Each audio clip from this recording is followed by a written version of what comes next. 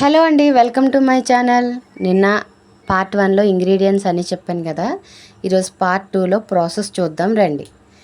ఇప్పుడు వీడియోలో చూపిస్తున్నట్టుగా మిక్సీ జార్లో మందార పువ్వులు, కరివేపాకు, ఏవైతే ఇంగ్రీడియంట్స్ అన్నీ చెప్పానో వాటిని అన్నింటినీ కచ్చా పచ్చా కింద మిక్సీ పట్టుకోవాలి. మెత్తగా అవసరం లేదు, ఇలా వీడియోలో చూపించినట్టయితే సరిపోతుంది. తర్వాత మెంతులు, ఉసిరికాయ ముక్కలు కూడా ఇలా గ్రైండ్ చేసుకోవాలి.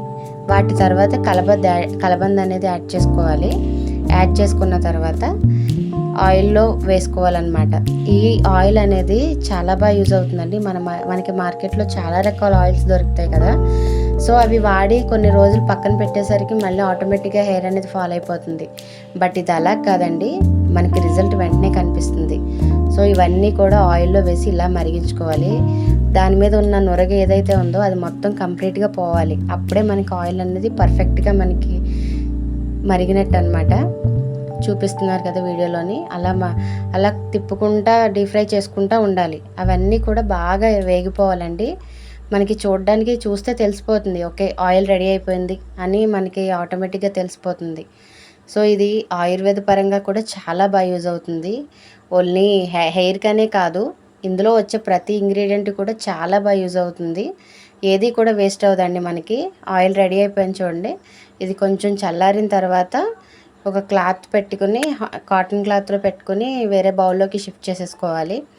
ఇలా షిఫ్ట్ చేసేసుకున్నాక ఇది ఒక 6 months వరకు మనకి స్టోర్ ఉంటుంది. 6 months వరకు స్మెల్ అనేది ఏది రాదు. బట్ ఇంకా మనకి ఎక్స్ట్రా ఇంకా ఉంది అంటే ఎన్న కొంచెం స్మెల్ వస్తే కనుక రీహీట్ చేసుకుంటే ఆయిల్ బాగా యూజ్ అవుతుందండి.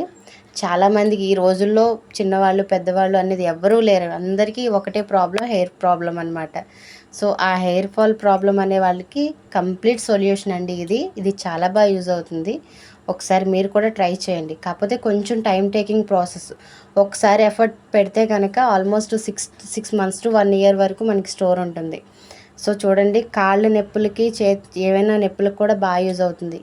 ఈ పిప్పు కూడా వేస్ట్ అవుదండి. ఇది హెడ్ కూడా మనం అప్లై చేసుకోవచ్చు. హెడ్ బాత్ చేసే ముందు ఒక 1/2 hour ముందు అప్లై చేసుకుని వాష్ చేస్తే కనుక హెయిర్ అనేది బాగుంటుంది.